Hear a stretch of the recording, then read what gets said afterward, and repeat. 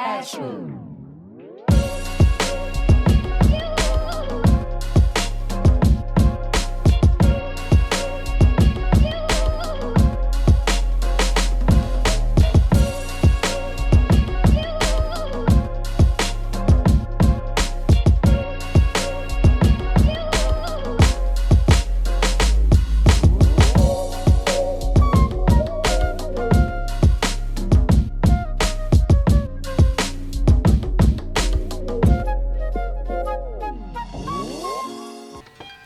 We are live at the City Squad podcast. Oh man, we going platinum with this one. Mm-hmm. To all the hustlers, grab your pens, pads. You want to be a sponge right now and soak up game. We got a real mogul, pioneer, legend with us. But let me introduce myself. It's the king of Florida battle rap, the legendary Lord Rose, and I got my guy with me. You already know who it is, Johnnie P. You know what I'm saying? And like my dog Rose says, we got a special guest here today. And you know, a City Squad podcast is all about the culture. And when you talk about the culture, you can't talk about it without mentioning this man. Ladies and gentlemen, the legendary Dame Dash in the building. Applause on that? That's what, yeah, that's what it was. That's what it was. That's dope. All right. Yeah. But look, we want to get straight to it, man. First and foremost, what's happening, y'all? Appreciate it. What's up? I just feel like it's like a DJ situation. That's dope. Yeah, I was wondering what he was tapping on, but hey, yo. First and Yeah, foremost, pause already. It's gonna be a bad day for Rose today. It's gonna be a bad day. Normally I have him to worry about. Yeah, you got two now. I ain't saying that. But most definitely, it's an honor and we thank you for taking out the time to even have us here. Facts. I ain't gonna lie to you, growing up, after I saw Backstage, I was like, man, this is the toughest manager, representative, CEO in the game. Like, that's who I would want to represent. This is the impact you had on us. My cousin, shout out to my cousin James, he was always known to show up to the party with bottles. And guess what dance he was doing? The freedom dance. The freedom dance. I like it. But yeah, well, for me, I guess where I would start if I had, I got a lot of stuff I want to ask you, but what sparked Dame Dash? What's the origin? You know what I'm saying? The backstory, like what inspired you, or, you know, what your first opportunity to where it created you and you got in that bag and said, this is who I am and who I want to be. And I think once I could pronounce my name, like once I knew my name was Damon Dash, I was like, that's a fly name. Like I knew that once I knew out the gate, and I just had to be. That's a superhero's name, so I just must meant to be one. But it was in the name. I think I don't know. I never saw anything any different. It's like when you're born into a certain perspective of seeing things, a certain way of looking at things. It's hard to look at things any other way. So I never looked at anything other than the way I look at things now. You know what I mean? As far as like, you know, consciously knowing that I don't like feeling uncomfortable. Like I know I don't like being uncomfortable. Yeah. And anything that makes me uncomfortable, whether it's like being embarrassed or like being broke or like wearing clothes that are old or something I don't like, then I don't do it, no matter what. So like I think the world is used to doing things that make them uncomfortable because they think it's normal. To me, it's never been normal to be uncomfortable. That's knowledge. That's knowledge. I want to get into, my brother brought up Backstage, right? And there was the scene with the infamous Def Jam jacket. Yeah, right? Kevin Lyles was being cute like he always was. But correct me if I'm wrong, because I was doing a little research. Is that what sparked your fashion bug thing that you had going? Like, or was you already into that? Yeah, that jacket didn't spark the bug. Yeah, it was always about being fly. So when I approached the music business, it wasn't ever just to do the music business. It was to do fashion, music, movies, and everything else that, I thought I could be good at. I've never thought anyone is better than me in anything. I just have to know how to do it. But as far as like good taste, like I know what I want to wear, so I know what I want to make. Right. I know what I want to see, so I know what movies I want to make. I know what I want to hear, so I know what music I want to make. I just make what makes me happy. That's it. So whether it's jewelry or furniture or television networks or sneakers, like if some regular person could learn how to make a sneaker, then how could I not know how to make a sneaker? If a human being could do anything, then I could do it. Right. So that's how I look at it. Did you have like a certain mentor or anything growing up? It depends on like the moments in my life and what I was doing. So like overall, like I was able to observe like a Muhammad Ali, but then there was like a Russell Simmons for hip hop that was in my life, and Farrakhan and people I've had access to talk to really get the game. There's people that do things like no one does everything that I do. Right. So in each vertical, there's someone that I actually look to for certain kinds of inspiration or guidance because they've done it. But I don't know nobody in the world that could do all the shit I could do. Like could make a movie, could design a line, that could teach a class, rock on a stage. Like I'm like Indiana Jones and shit like that. Like I go into a market and I teach during the day and then I rock out and I'm in a rock band at night. This is like superhero shit. And then I teach little kids in the morning with my girl. And then also, every now and again, at least when I was younger, you box, get into the physicalities of it all, but only for people. It's like I was fighting crime, but crimes against creatives, crimes against the art. I'm a crime fighter for people that disrespect the art. I'm a superhero called Batman. I was gonna get into that because I saw recently you said I actually took a little video snap of this quote because you were talking about how the truth speakers are the ones that everybody demonizes and the liars are the ones that everybody praises. And you said you saw what they did to Jesus, so you already knew what time it was when you always step out and go out on a limb for the artists or different people. Yeah, only thing I said wrong in that one is I should have said Yahshua. I saw what they did to Yahshua. Okay. Jesus is the European interpretation of the name, strategically placed for us to say his name wrong or her, so that, because I know my name is Damon, and if somebody calls me Damien and they tell me that they're my fan, I'm like, you can't be my fan, you don't say my name right. Right. So I can't give you my full blessing. So if people saying that God's name wrong, how you gonna get the full blessing? You're aggravating God a little bit. Like, go get my name right. I don't care what you've been told. If you love me, you want to know my real name. There's nowhere in the world that I go that they give me a European interpretation of the name Damon. It's Damon wherever I'm at. Right. So why isn't it Yahshua? Why are we here in America saying the European interpretation of the name of Yahshua, which is Jesus? And the letter J didn't exist when he existed. The letter J didn't exist. Man, it's crazy you bring that up because, like... Well, that's the type of shit that don't feel right, so I'm not rocking with it. I got into an argument with my mother about that because I told her the same thing, and, mom's always right, so she said... Well, she's just call him Yahshua then. That's what her response. Well, if my question is, when people go to church after church, what do? They eat the worst food in the world. Right. They start putting macaroni and cheese, the devil. They start eating the devil. The shit that's really going to put them out of business quick. Yeah. Isn't that what happens? Yep. And you see people up there unhealthy, just happy talking about, Jesus, but eating pork and all type of crazy shit that the slaves used to give us to eat. I mean, that the slave masters give us to eat. I'm not saying it's like that everywhere, but generally speaking, that was my experience in church. No, it was mine too. That's where you're getting potato salad. That's where you're getting cornbread. That's where you're going to get sweet Sunday potato dinner. pie. That's where you're going to get some ribs.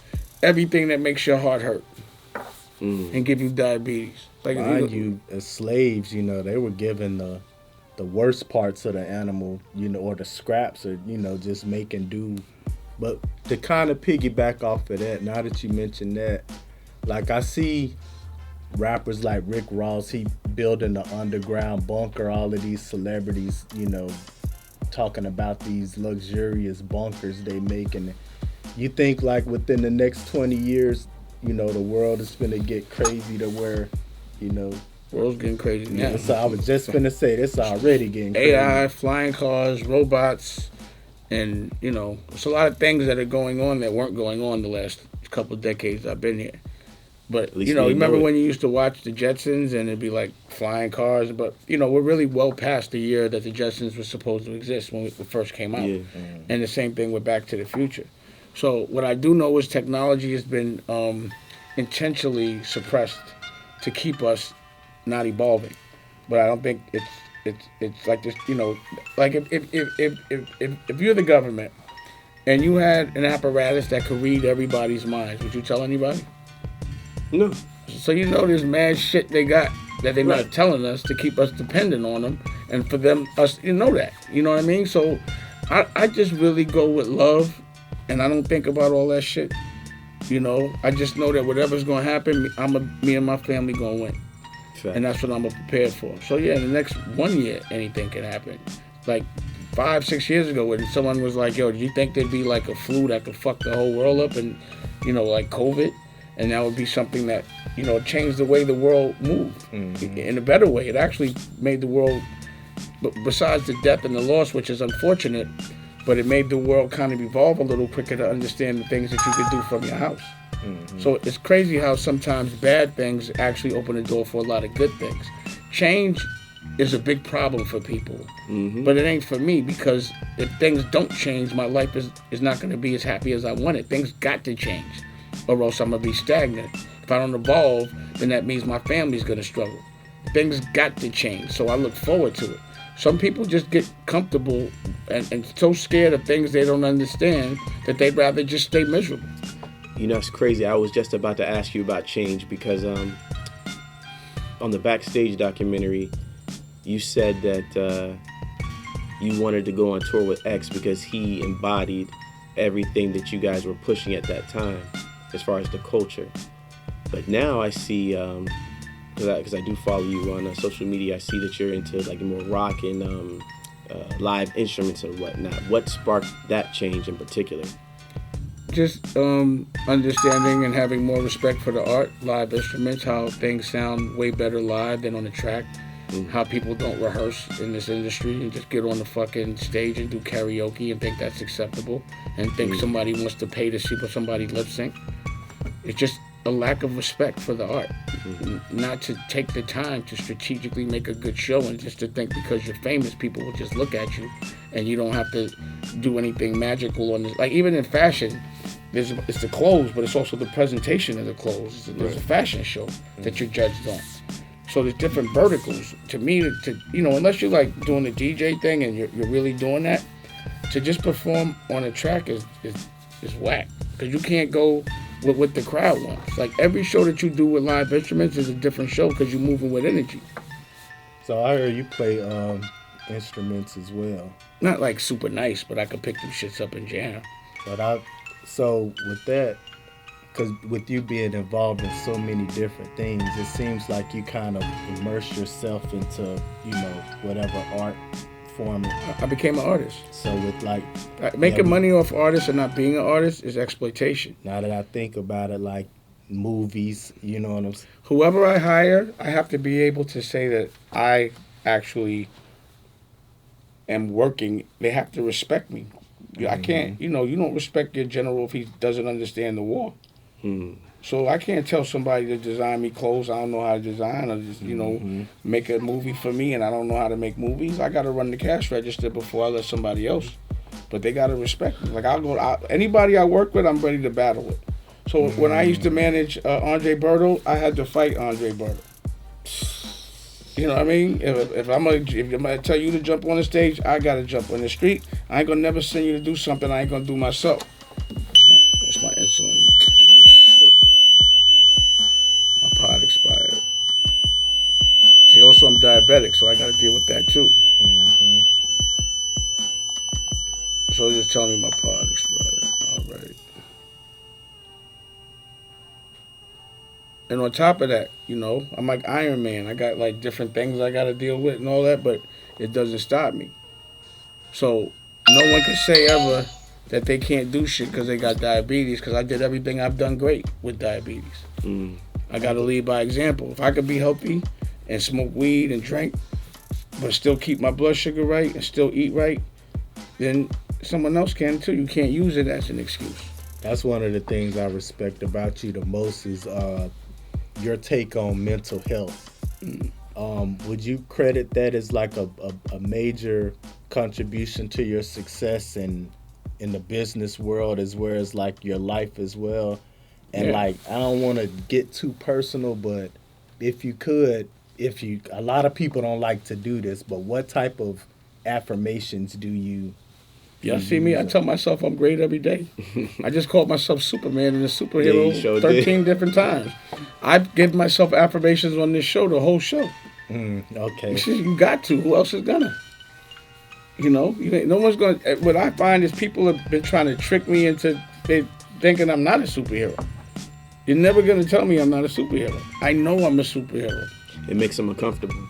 It makes them uncomfortable, right. But I'm like, yo, you know, but that's what they do to us. We're so strong that they gotta trick us into believing we're not. Right. That's the biggest trick. That's how brain controls muscle, by making muscle think muscle is weak. But if you don't have no brain, you won't know what you could do. Like, I already know what I could do. You know what I mean? And what I've done. So, you know, I just ride on my experience on all levels. You know, a general is someone that's going to war. I fought a lot of different kind of wars, and I'm not scared of action. You know what I'm saying? You think that's what sets you apart from your peers? Yeah. A lot of them, they never boxed. So when you practice, I was just, talking to Jay about it a second ago. When you practice boxing, you're literally getting in a ring every day and sparring. You're fighting every day. So what you become is not scared to get hit. You're not scared to throw a punch, and you're used to it. Most people don't have fights, so they're scared to even get into it. Right. Maybe try to avoid it. Nah, let's get it going. I need to get that smoke off. I'm not scared of you. And I don't mind not winning that day, but I'm coming back. You know what I'm saying? Like, right. To me, that's a battle. A battle's a learning experience. You're not the war. I'm going to win the war. It's like a skateboard trick. I'll try that trick 3,000 times till I get it. See, if I think I could, jump and glide and off a building, I'm going to try that, right. But I don't think I can do that. But if there's something that was like physically that if I could see it, I could do it. That's real. So see, my thing, like Rose was It's saying, like the television network, America New. First it was Creative Control, then it was Dame Dash Studios, now it's America New. You don't get it the first crack. Roc-A-Fella wasn't the first record I put out. Can you explain to the viewers what America New is? It's a television network. Right. And because it's me, some people don't digest it or understand it. But yeah, this what I have. The technology, the ad tech, and everything else in the broadcasting live is Tubi, Disney, Netflix have this technology. People like that.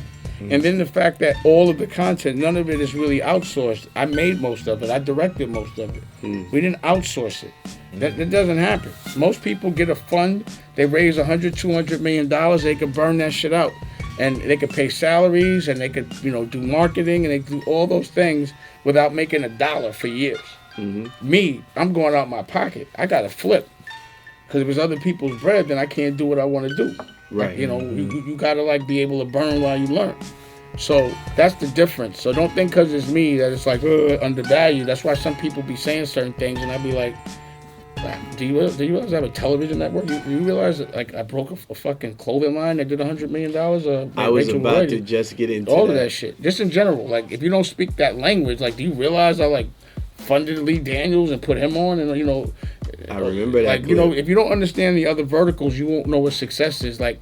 Sometimes people leave America and they get money in a whole nother country, and you think they broke because you're not seeing them getting money because you don't understand how they getting money. Right. So just because I'm not in music, that don't mean I'm not doing nothing. Right. And don't tell me to come back and do music. I wasn't getting no money doing music. You understand what I'm saying? It wasn't no real money. For an exploiter of music, you have to exploit a lot of people to make money, that's not what I wanted to do. When you say the music didn't make you any money, can you elaborate on that? Because we know the artists went platinum. What the fuck is that? Okay, so if you have to spend $1 million to go platinum, right, and it only generates $1 million, you come up short. Okay. Now, number one, that's number one. Number two, you got a partner that gets 50% Def Jam, and then and then the other 50%, you got to split that shit 3 ways. Where's the money? Got you. So with that It's like it's too much of a bust down. Like, where's the money? Well, how could I make money getting 25% of a half of 10% of somebody else's bread plus paying your part? You know what I mean? There's no money. There was no money. I used Roc-A-Fella for marketing. That was like my lost leader to sell Rockware and other things that we owned 100%, or had a partner. So I had to make it where my partner was my family, not somebody that's not my family. Got you. Was that why the jackets was such an issue? No, they was just trying to take credit for something that wasn't theirs that they didn't put no money up for. Right. It was an issue because they were strategically being cute. So I'm like, yo, number one, y'all didn't help me put this tour together. It just so happened that all the artists are on Def Jam, but don't make it like it's your tour. Don't make it like you paid for it. Don't make it like you was the genius that did all that. I did all that. So they were trying to pull a slip. Well, that's what they always do. And then they send one of us to do it. So that's why I wasn't even mad. Like, Kev, now you got to go get an operation and get all that, and be a different person right now. So, because I made them famous. See, I used to make those guys highlight flicks. I used to let them do dumb shit so I could take me actually justifying. Oh, that shit was a character. It was a joke. I was like, you really gonna do that? You know I got a camera on? Okay, let's play. And that's what I would do. I can't punch a nigga in the mouth or put him in the trunk. So I laugh at him. And I just make it like, yo, y'all gonna act like y'all did something y'all didn't. Now I'm gonna show you getting cute to the rest of the world. Now you're on ESPN. You know what I'm saying? What's the name of the show everybody watches on ESPN every night? Sports Center. This was Hip Hop Sports Center. I just dunked on you. That's what I do. Funny. I just like I brought the cameras in the room and I'm like, y'all having a Def Jam meeting? I set them up. Right. I was like, I let them have the meeting. I knew about it and was like, you know that what? clip. Yeah, I set them up. There was think about it. Every single time I yelled at somebody, the cameras were strategically placed. Don't y'all ever think about that? That's true. I never thought about that till right now. Nobody even thinks about that. All right. Those are my cameras. You understand what I'm saying? City Squad exclusive. I never thought about that. Hey. Y'all guys are funny. Y'all don't know how ill I am. I'm telling you, I'm an ill nigga. We learning. We learning. Like, I almost would be like baiting them to do dumb shit so I could tape me regulating them, and it wouldn't be shit they could say because they would be dead wrong. So you want to try? Yeah, right. Go ahead. Even with Cam, they tried to sign Cam, but we already had Big Bang. So they tried to sign. You talking about Dipset? Or you talking about the Dipset album? Dipset. Okay. They tried to sign Cam behind my back. I told Cam, go ahead. Let them negotiate the whole shit. As soon as you get the contract, send it to me. I'm going to cross the name. I'll put mine. Ain't going to be shit they could do about it because they approved the budget for them. But it's torturous interference with my relationship with you. So Kev was so not smart about it that when he did that, I called Leo and was like, bro, you know your man is stupid. Just change the name. And don't play with me before you catch a lawsuit. He said, you got this one, Dane. Me and him, when we would talk, he would be saying it like when I caught him on with Kev and I put that in a movie that came out theatrically. Me yelling at Kev. Right. So he could not clear it because it was like, yo, it happened. So, Leo would be like, you got your little commercial. That was a good one. So when Rockware, he would be like, you got me. What I had to give him props is he would admit every time I kick him in the ass. He'd be like, that was a good one. No, because he fuck him. But anyway. There we go. And that's facts. And now he's trying to disrespect y'all with the CPMs, and I got the answer to that, and they sick. Because I'm not letting niggas get robbed. I'm not waiting 10 years to teach. I'm teaching now as I learn. Because I'm in the network game, not the rob people that make content game. And that's what I always respected about you, was the and like you said, the lack of fear when it came to speak up for the people. Why you be scared to talk to punks? Why would you scare somebody? You just get in the ring and give me a fair one publicly. It's all good. Anytime you want. And I'm talking about verbally and shit. I'm 52 now. Yeah. But certain niggas can still get that smack. But I'm just saying. Facts. Hey, you know what I mean? This is why I always wanted this man battle rap to be is Battle CEO. I'm on your show right now because I'm calling niggas out. Lior. Let's go. Steve's out. Let's go. Ooh. Fat Joe? You don't know what love is until you've learned the meaning of the blue.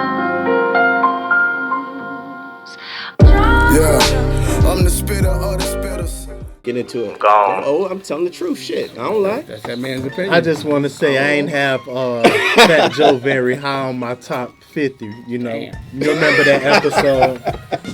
What number they had him I'm at? not getting. I'm just listening, bro. I ain't saying a word. Hey, we said. do this shit, Dave. I got you. We just tell the truth. You know what I'm saying? This is what it is. But that was a lyrical list. Anyway.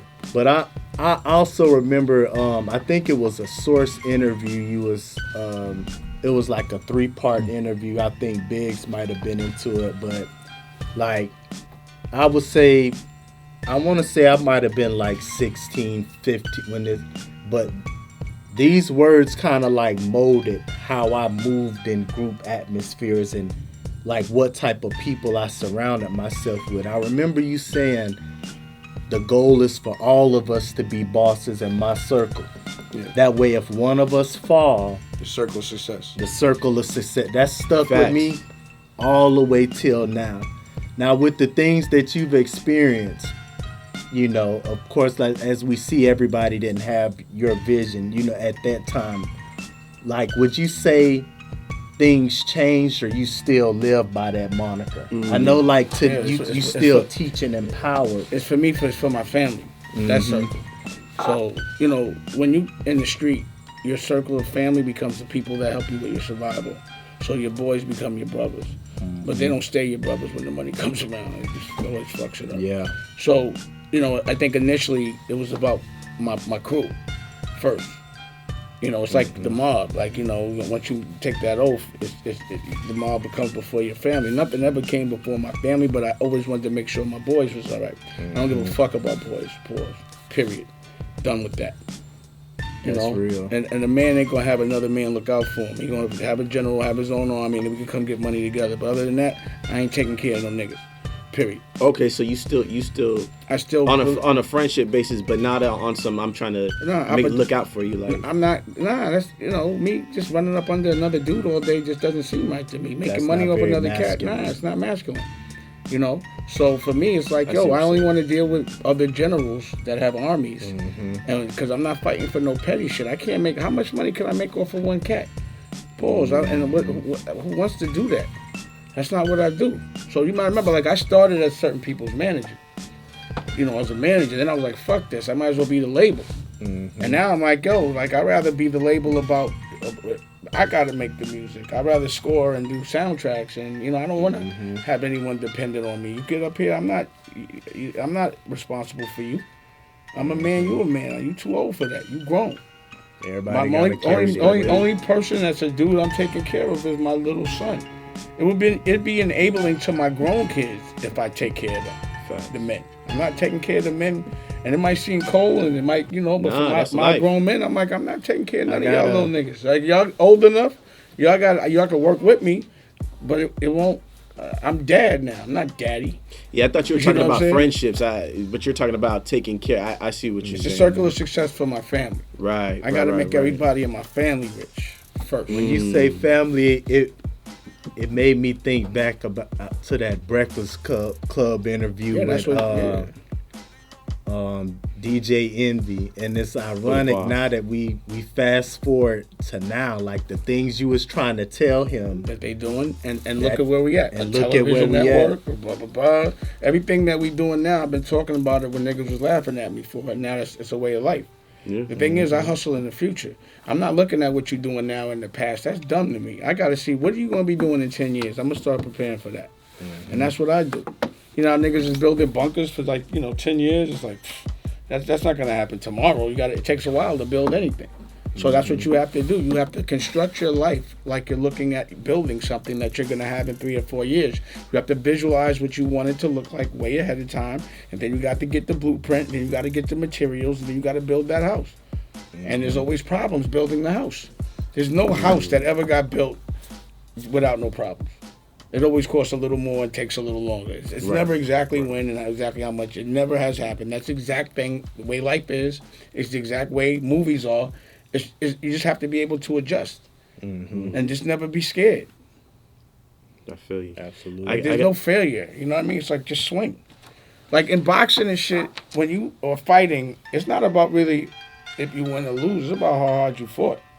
So if you leave it all in the ring and someone else left it on in the ring and they just left a little more, they both going to get a round of applause. Mm-hmm. You know what I'm saying? Like, sometimes you judge a fight who got the most injuries or just who stylistically won. Because I know sometimes I've won fights but broke my knuckles and shit. I did more damage to myself than I did to the person. Yeah. Does that mean they won? Or we'll see a fight where It just depends on what the win is. somebody might have had more points, landed more jabs, but the other boxer had more haymakers and power. I'm just saying, if you win by judges, but your body is physically more hurt, this nigga broke more shit on you. Who the fuck won? That's all. Like, yo, your eye socket's broke, but the judge gave it to the other cat. But I just broke your eye socket. In the street, I might call that a W. I don't care about that style. I broke your fucking nose and your eye socket, and now you got to heal. Yeah. I don't care what the judges say. Yeah. You understand what I'm saying? Like, sometimes yeah. I see both motherfuckers be in the hospital. I'm like, damn, I don't look like a win to me. You want to stretch it? You know what I'm saying? You go into the hospital. So that's why I don't fight. Cause even if I win, I'm gonna break something on myself, break in your face. I'm gonna still break something. I'm old now. Speaking You of know what I'm saying? Like, Yeah. I feel it. I'm feeling it now. so how do you judge a win? By the judge or by what you consider the win? You consider it. Yeah. So there's nobody judging my W's. If I broke your jaw, I don't care. I broke your jaw. That's a Even fact. if they said you won, I still broke your jaw. You I can't win. talk. So that's what I do. I felt like I've been breaking some jaws lately. But I'm not getting my W for it, but I don't care. In my world, I'll be like, I broke jaws. That's a fact. Speaking of broken jaws and fighting, Tank or Devin Haney? I'm not even get into that. Damn. I can't judge that one, and I'm not. You know what I'm saying? I want to see that fight. It was almost like Bud versus. You just never know. Styles make fights, so you never know. But they both master. They both masters of their craft. I'm gonna both give them that. And they're entertaining. So I think they both do a lot for boxing, and I'm happy that they both exist. That's dope. I'll give money with any one of them, but I can't. That fight right there, I don't know.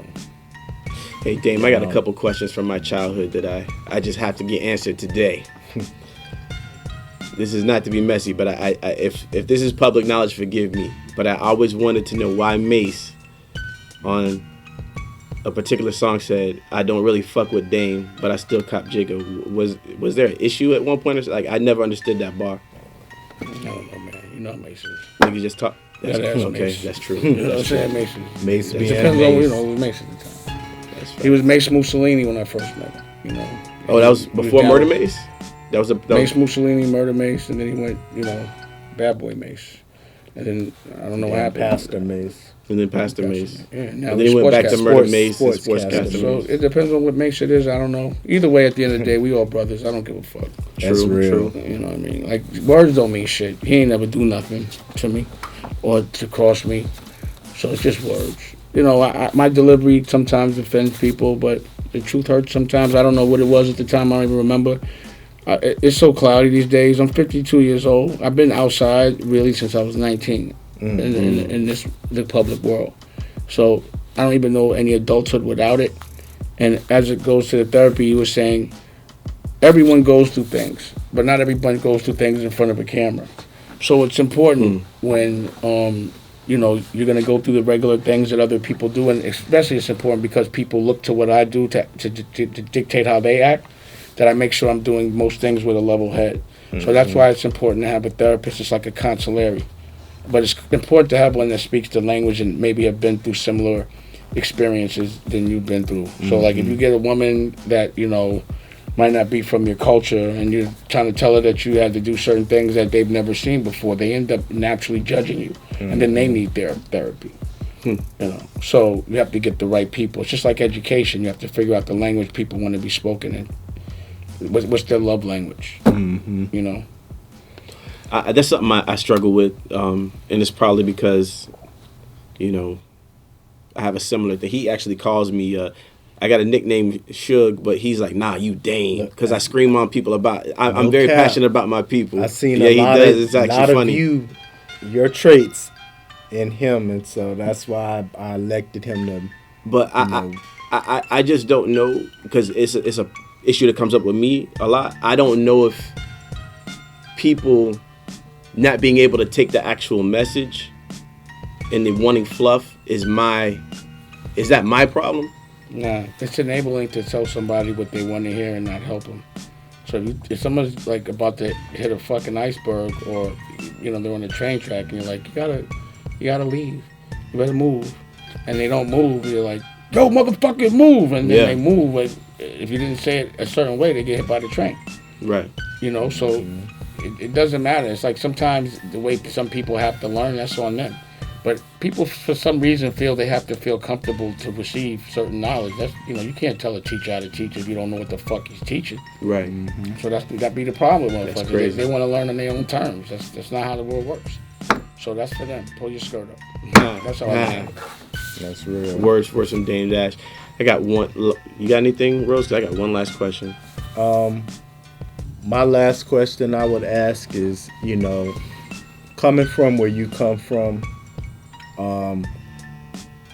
the cycle continues, and there's a lot of brothers that's still, in the streets or in the struggle. And a lot of them got like ambitions, dreams, smart guys that really want to get out and maybe don't know how to, channel that inner hustle of businessman to navigate. What type of advice would you give somebody that's, just trying to come up and be successful and, get out of that life?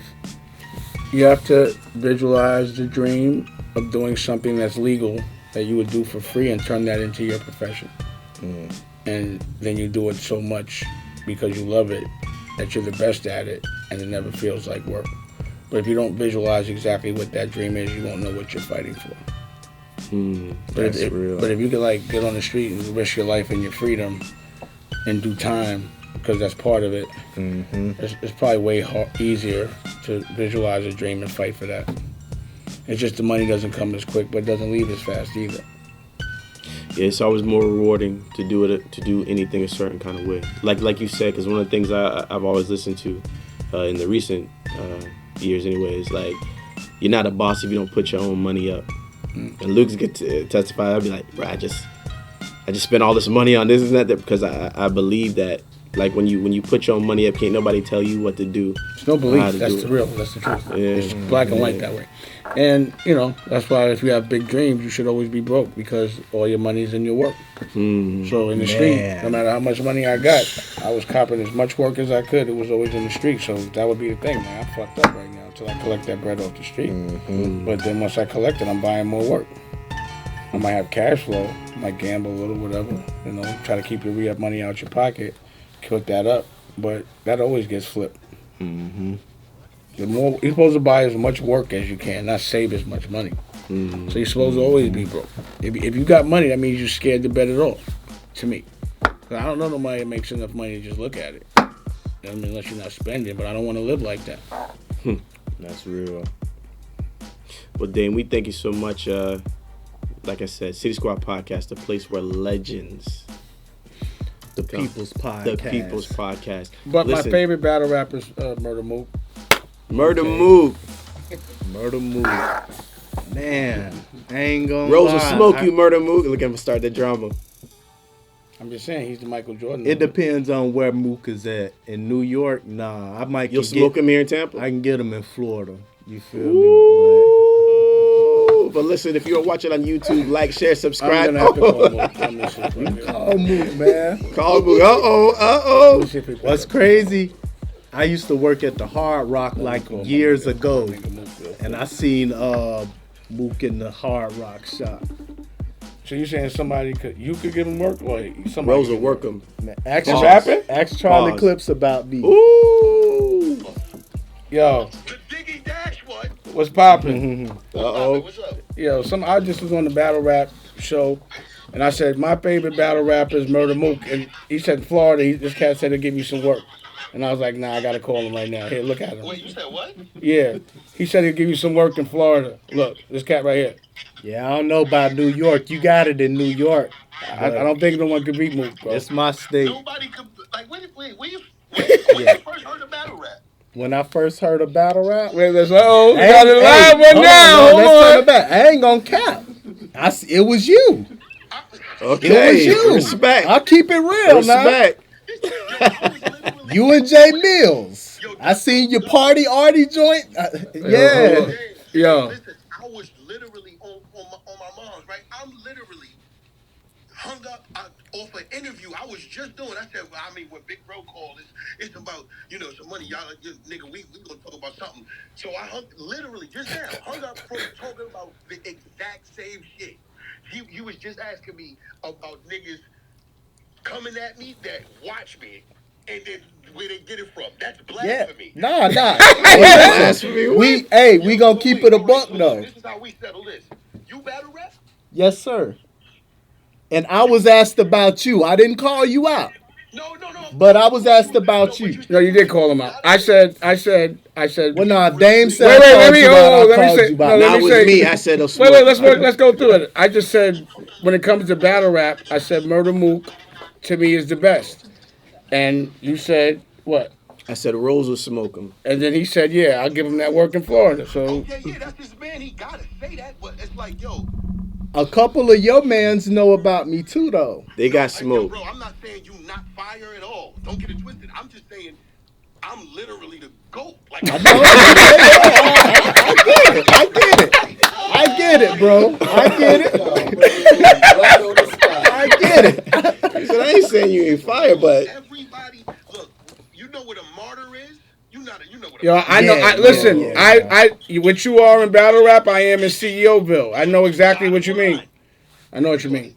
Make sure. Yo, look, bottom line, you a martyr.